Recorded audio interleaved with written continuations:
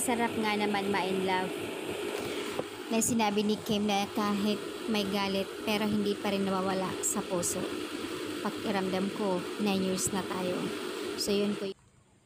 Nakakawala lang ng stress kapag ganito yung papanoorin mo.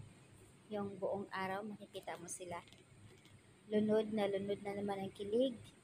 Ang mga Kim Pao fans, grabe. Ganyan lang talaga sila kalala pagdating sa maze.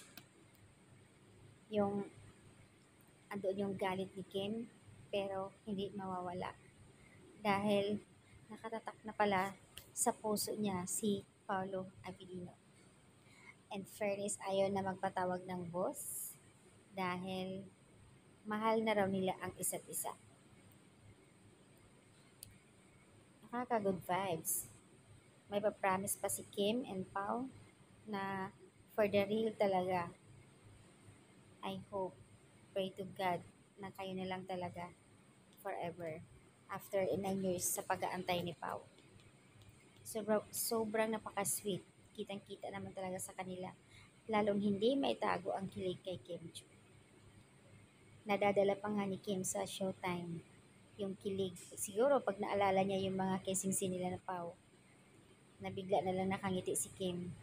Minsan inaantok, nakangiti, natulala, at sabay pagjo-joke. Ang lahat ng iyan ay napapansin ni Vice Ganda, kaya nga ang kapwa niyang host sa Showtime, alam na alam nila pagdating kay Kim. Sabi ng isang netizens na kahit paulit-ulit ko panoorin, hindi nakakasawa tingnan.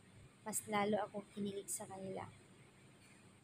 Pero ang pinaka-worst talaga na pinapanood ko yung kissing scene nila, grabe. Sobrang bagay na bagay kayong dalawa, Kim Pao.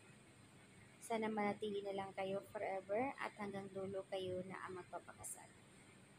Ay, nakakatuwa naman yung mga comment ng mga netizens, good vibes. Talaga pagdating sa kanila.